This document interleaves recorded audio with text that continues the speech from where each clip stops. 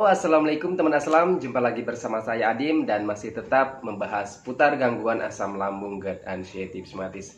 Oke, gimana teman-teman kabarnya? Semoga kabar kalian dengan keadaan yang semakin membaik, terlepas dari lingkaran gangguan asam lambung GERD anxiety psoriasis. Oke, di session kali ini seperti biasa teman-temannya, saya mau menjawab pertanyaan-pertanyaan di teman-teman itu yang ada di kolom komentar teman-temannya.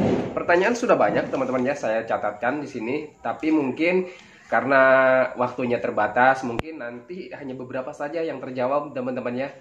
Seperti apa pembahasannya? Simak videonya sampai selesai. Jangan di skip agar kalian mengerti, agar kalian paham. Kalau misalkan kalian mengerti dan paham, kalian akan lebih mudah menangani setiap sensasi dari gangguan asam lambung, GERD anxiety psoriasis. Dan buat teman-teman yang mau bertanya tentang seputaran gangguan asam lambung, GERD anxiety psoriasis, alangkah lebih baiknya kalian itu simak dulu video-video saya yang terdahulu teman-teman ya. Karena saya itu sudah banyak sekali membuatkan video-video tentang seputaran gangguan asam lambung, GERD anxiety psoriasis. Dari berbagai macam sensasi dan gimana cara menangani setiap sensasi yang hadir. Videonya sudah lengkap teman-teman ya. Kalian tinggal disimak aja, terus dipahami. Setelah paham, diterapkan ke hidup kalian sehari-hari agar kalian lebih cepat membaik dari gangguan asam lambung, GERD anxiety psoriasis. Oke, begitu teman-teman ya. Kembali lagi ke pembahasannya. Pertanyaannya yang pertama, gangguan pernapasan ya teman-teman ya. Jadi orang-orang yang terkena gangguan asam, GERD anxiety psoriasis itu sering sekali mengalami yang namanya pernapasannya itu seperti terganggu teman-teman ya. Seperti sesak, sering ngos-ngosan ya, kayak napasnya kurang plong begitu teman-teman ya.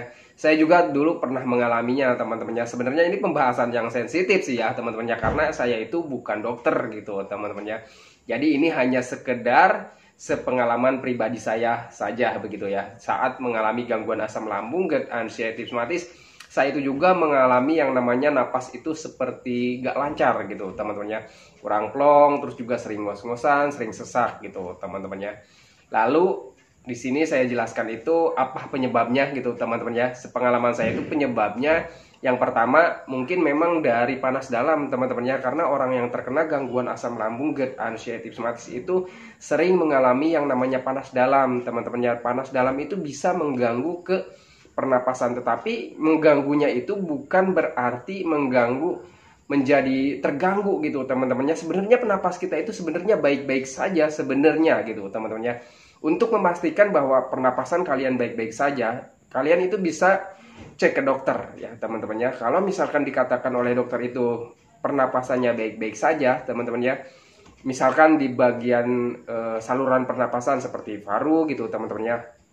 Nah, ketika kalian dinyatakan baik-baik saja, tidak ada kendala di pernapasannya, ya that's it teman-teman ya. Berarti ya organ tubuh kalian ataupun pernapasan kalian sebenarnya baik-baik saja gitu teman-teman ya. Kenapa merasa kita itu apa ya, seperti sesek gitu teman-teman ya?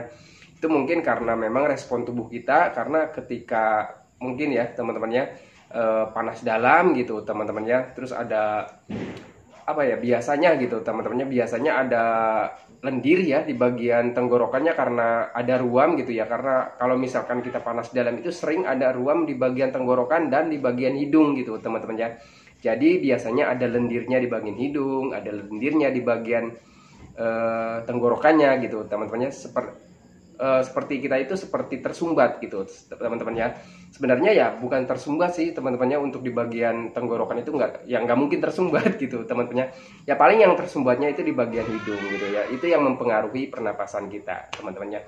Tapi sebenarnya ya itu bukan hal yang apa ya, bukan hal yang bahaya gitu teman-teman ya. Itu hanya mengganggu aja sih sebenarnya, mengganggu terhadap ya pernapasan kita. Sebenarnya napas kita itu bukan apa ya, pokoknya intinya bukan gangguan yang berbahaya gitu teman-teman ya.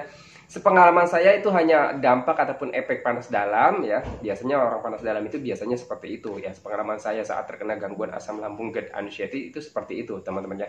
Terus faktor keduanya biasanya dari kitanya terlalu sering cemas ya teman-temannya. Orang yang sedang cemas, orang yang sedang ketakutan, itu biasanya teman-temannya pernapasannya terganggu ya. Pernapasannya terganggu, kenapa bisa terganggu?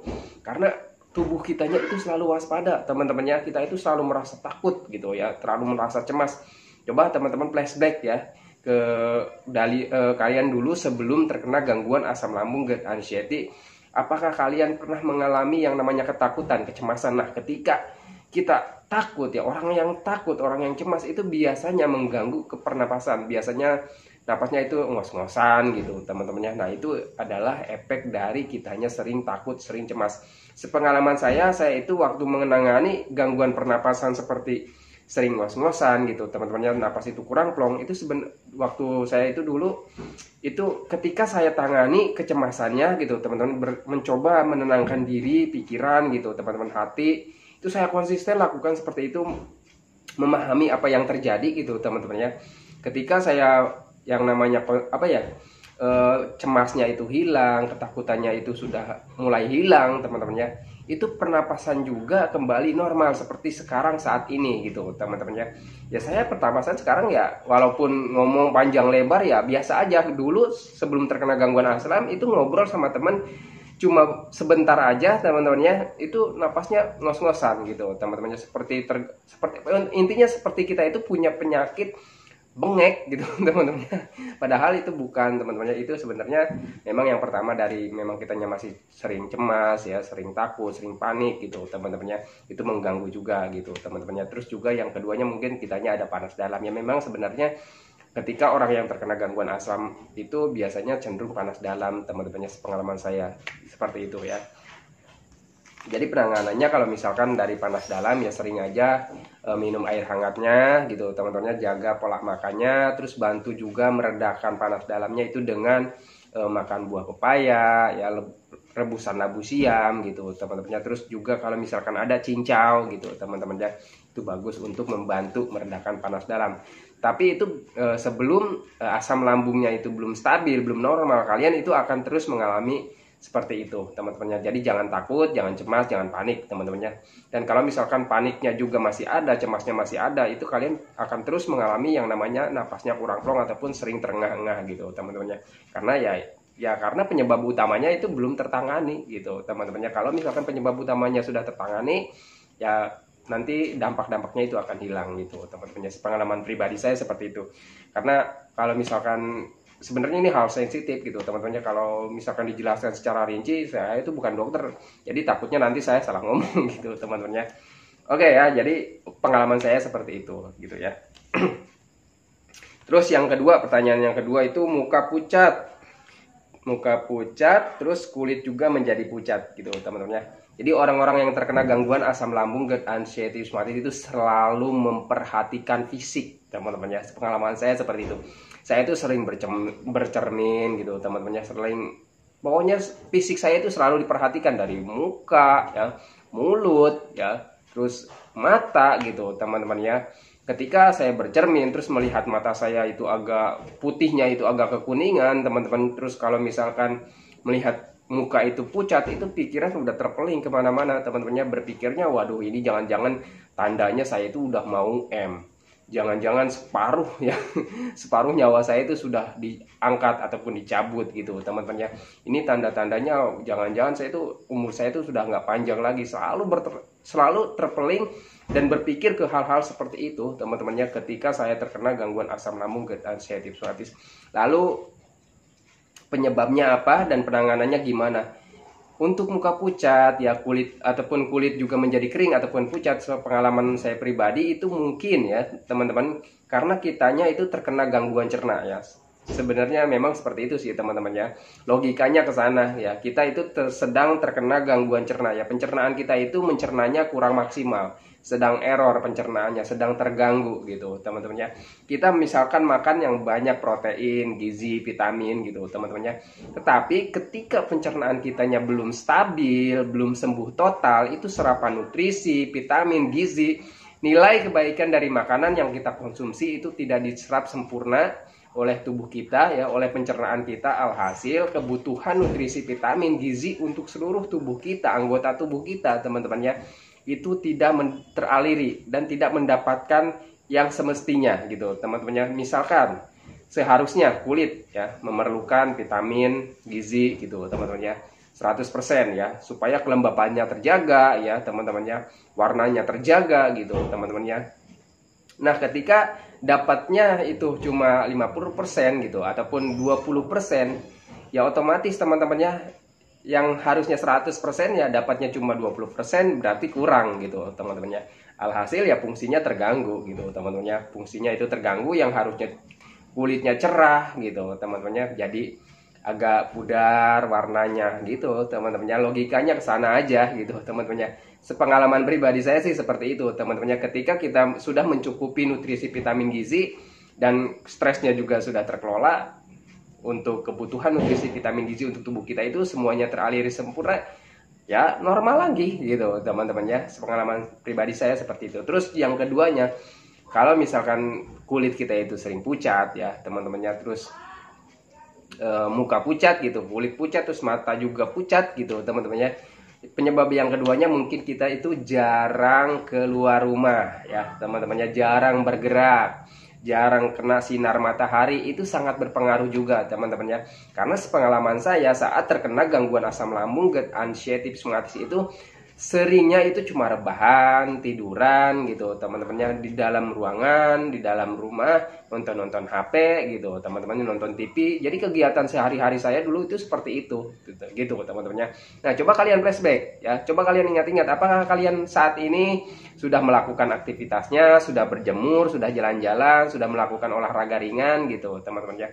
Kalau misalkan kalian masih sering rebahan, sering tiduran, merasa-rasa gitu teman-teman, selalu di dalam ruangan, di dalam rumah, ya berarti kulit pucat itu dampak juga dari itu teman-teman ya. Coba mulai dari sekarang kalian lakukan aktivitasnya ya. Coba di pagi hari setelah sarapan kalian itu berjemur, terus jalan-jalan gitu teman-teman, jalan-jalan kaki ya di pelataran rumah aja gitu teman-teman ya. Kalau belum bisa jauh gitu teman-teman ya, semampu kalian aja teman-teman ya.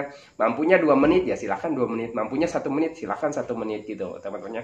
Bertahap ya, tapi jangan hari ini kalian mampunya cuma 1 menit, besoknya enggak lagi gitu teman-teman, karena ada kelengan misalkan, karena ada lemas misalkan ya teman-teman ya. Kalian udah 1 menit udah aja gitu teman-teman ya, nggak usaha lagi besoknya gitu teman-teman. Itu nggak boleh ya teman-teman. Kalian harus konsisten lakukan latihannya teman-teman. Kalau misalkan hari ini ada kelengan, mampunya 1 menit, coba lagi besok gitu teman-teman ya. Besoknya lagi mampu lagi 2 menit, coba lagi besok gitu teman-teman ya, supaya kalian itu mentalnya semakin bertambah gitu teman-teman ya. Karena jujur ya teman-teman ya, sepengalaman saya saat terkena gangguan asam lambung GERD Ulcerative Schwannitis itu butuh latihan teman-teman ya, butuh latihan, butuh pembiasaan gitu teman-teman ya. Kitanya harus semangat gitu, harus bangkit, jangan selalu merasa-rasa terus takut ya. Sekali melakukan ada sensasi takut, ditunda lagi. Jadi mau sampai kapan kita membaiknya, dan mau sampai kapan kita, ruang lingkup kita itu selalu terbatas gitu teman-teman. Kapan kita ada pelatihan mental, pelatihan fisiknya gitu teman-teman. Kalau misalkan kalian sudah latihan, sudah melakukan aktivitas dan kegiatannya, insya Allah teman-teman, sepengalaman pribadi saya, kita akan lebih cepat membaiknya gitu teman-teman, daripada kita terus merasa-rasa, terus baring gitu teman-teman. Karena untuk gangguan asam lambung GERD Ulcerative Schwannitis itu butuh pembiasaan teman-teman. Kita itu nggak ada pilihan ya teman-teman. Kita diam tetap ada sensasi teman-teman ya. Kita lakukan aktivitas tetap juga ada sensasi teman-teman ya. Pilihan terbaiknya ya sebenarnya menurut saya ya, mending kita lakukan aktivitas walaupun masih ada sensasi. Kita lakukan latihan jalan-jalan gitu teman-teman, latihan kegiatan, melakukan kegiatan ataupun aktivitas yang kita senangi gitu teman-teman. Coba terus lakukan, karena dengan kita melakukan aktivitas ataupun kegiatan yang kita senangi gitu teman-teman, untuk mengalihkan pemikiran negatif kita, di situ kita ada pelatihannya ya gitu teman-teman. Ada pelatihan dibandingkan kita hanya mengikuti rasa malas, rasa takut, hanya berdiam diri dan hanya tiduran, hanya berbaring gitu teman-teman. Itu tidak akan ada pelatihan dan tidak akan ada pembaikan gitu teman-teman. Pengalaman pribadi saya seperti itu gitu teman-teman. Oke, lanjut ya. Jadi untuk kulit muka pucat itu penyebabnya ada 2 ya, mungkin dari pencernaannya belum membaik, yaitu sangat wajar sebenarnya teman-teman. Terus yang keduanya mungkin dari memang kitanya kurang gerak, hanya diam di rumah gitu teman-teman, hanya di ruangan, kita nggak melakukan berjemur, nggak melakukan aktivitas gitu teman-teman. Dan saran saya teman-teman lakukan juga perbanyak makannya gitu teman-teman. Kalau misalkan sudah bisa makan banyak, alangkah lebih baik makannya diperbanyak porsinya ataupun jumlahnya gitu teman-teman, ragamnya gitu teman-teman. Terus kalau misalkan kalian belum bisa makan banyak, seringi saja teman-temannya, sedikit-sedikit tapi sering ngemil, sering minum gitu ya. Teman-teman, pengalaman pribadi saya seperti itu. Semoga bermanfaat buat teman-teman ya. Oke, yang ketiga, nih udah jam berapa? Masih ada 10 menit lagi ya. Yang ketiga, badan kurus. Nah, ini teman-teman ya. Sebenarnya untuk orang-orang yang terkena gangguan asam, GERD, anxiety psikotis, hampir 99% teman-teman ya itu mengalami badannya kurus dan BB-nya turun gitu, teman-teman. Itu sangat wajar sebenarnya. Kenapa saya katakan wajar? Yang pertama, kita itu tadi teman-teman ya, kita itu terkena gangguan cerna ya, teman-teman ya. Jadi pencernaan kita itu sedang error, teman-temannya, sedang terganggu asam lambungnya ya, teman-temannya. Terus juga di bagian cernanya itu sedang terganggu gitu, teman-teman. Terus juga dari pikiran kita gitu, teman-temannya, psikis kita itu terganggu, teman-temannya, perasaan kita itu terganggu. Apapun yang kita apapun yang kita rasakan gitu, teman-temannya, itu selalu kita pikirkan dengan berlebihan, dengan jauh gitu, teman-temannya. Selalu kita urai dengan jauh, takutnya begini, takutnya begitu. Tanpa kita sadari itu menjadi stres tersendiri, teman-temannya. Ketika kita stres itu bisa mempengaruhi yang namanya berat badan ya. Kalian lihat teman-temannya, orang-orang yang banyak pikiran itu orang-orang yang kurus pasti biasanya itu orang yang stres ataupun banyak pikiran gitu, teman-temannya. Entah itu berpikir tentang kehidupan, entah itu berpikir tentang ekonomi, apapun itu, teman-teman, biasanya seperti itu ya. Jadi wajar sebenarnya teman-temannya. Jadi kalian jangan terlalu dikhawatirkan gitu ya, teman-temannya. Kalau misalkan dari pencernaannya ya itu tadi teman-teman ya, tangani pencernaannya konsisten dengan menjalankan metode 3P-nya, terus juga sering makan, sering minum, sering ngemil gitu teman-teman ya. Terus juga kalau misalkan dari efek stres ya sudah, jangan terlalu stres teman-teman ya. Jangan terlalu stres memikirkan sensasi-sensasi yang kalian rasakan gitu teman-teman. Kalian yakin saja sensasi gangguan asam lambung, GERD, anxiety psikotis itu hanya sensasinya saja yang mengganggu terhadap hidup kita, terhadap produktivitas kita, terhadap perasaan kita gitu teman-teman ya. Untuk berbahaya tidak teman-teman ya, karena sampai saat detik ini kalian masih bisa menghirup udara segar gitu teman-teman ya. Kalian flashback aja, jadi kalian pahami aja ke sana teman-teman ya. Oke, lanjut ya teman-teman ya, karena ini udah mulai mau maghrib. Percepat aja pembahasannya, jangan terlalu panjang ya. Sering sakit badan bang, kenapa? Ya, untuk orang-orang yang terkena gangguan asam lambung, GERD, anxiety psikotis, sepengalaman saya pribadi teman-teman ya, saat terkena gangguan asam itu badan itu sakit-sakit teman-teman ya. Terus gimana dan apa penyebabnya ya? Yang pertama penyebabnya ya, penyebab kita sakit badan itu yang tadi teman-teman ya, mungkin dari kurangnya asupan ya, belum terpenuhi asupan untuk tubuh kita. Terus yang keduanya kitanya mungkin jarang gerak. Terus yang ketiganya, coba kalian masih stres gak? Kalau misalkan kalian masih stres memikirkan tentang sensasi dan penyakit, ya sih teman-teman ya. Kalau misalkan kita banyak pikiran, selalu berpikir tentang sensasi dan penyakit, itu otot-otot tubuh kita itu menegang teman-teman ya. Ketika otot-otot tubuh kita itu menegang, itu menjadi sakit-sakit badan teman-teman ya. Penegangan otot di bagian leher teman-teman ya, di bagian persendian gitu teman-teman ya, itu mengalami penegangan teman-teman ya. Kalau misalkan tubuh kita mengalami penegangan ya sudah teman-teman ya, ada sensasinya ya, sensasinya itu pegal-pegal gitu teman-teman ya. Terus yang keduanya mungkin dari kaliannya kurang gerak, kurang berjemur gitu teman-teman ya, jarang keluar keringat gitu teman-teman ya. Jadi untuk kalian jarang gerak, jarang berjemur, itu aliran darah, aliran oksigen di tubuh kalian itu kurang lancar teman-teman ya. Kalau misalkan aliran oksigen, aliran darah di tubuh kalian itu kurang lancar, sensasinya seperti itu, sakit-sakit badan. Coba kalian flashback aja ke zaman kalian sebelum terkena gangguan asam lambung, GERD, anxiety psikotis. Ketika kalian jarang olahraga gitu teman-teman, jarang bergerak, ketika kalian libur kerja gitu teman-teman ya. Kalian itu ketika libur kerja sehari-harinya menikmati harinya itu dengan nonton TV, rebahan, baringan gitu teman-teman, nggak aktivitas, itu bisa pegal-pegal badan gitu teman-teman ya. Logikanya ke sana teman-teman ya. Oke teman-teman ya, jadi seperti itu saja. Semoga video ini bermanfaat buat teman-teman ya. Semoga video ini bisa menjadi patokan, panduan ataupun motivasi ya teman-teman ya. Dan lebih minimal hanya menemani kalian yang belum membaik dari gangguan asam lambung, GERD, anxiety psikotis. Jangan terlalu stres teman-teman ya. Jadi pesan saya teman-teman ya, 99% gangguan asam lambung, GERD, anxiety psikotis itu sensasi-sensasinya itu dari efek stres, dari kitanya banyak mikir gitu teman-teman ya. Mulai dari sekarang Lilek lepaskan ban tentang sensasi gangguan asam lambung GERD anxiety somatis jika kalian ingin merasa lebih baik gitu teman-teman ya. Kalian terima aja, teman-temannya, kalian pahami aja, beginilah sensasi-sensasi gangguan asam lambung GERD anxiety somatis. Inilah sensasinya, inilah ciri khasnya, teman-teman ya. Oke, teman-teman ya. Jadi ini udah maghrib, teman-teman ya. Saya akhiri videonya.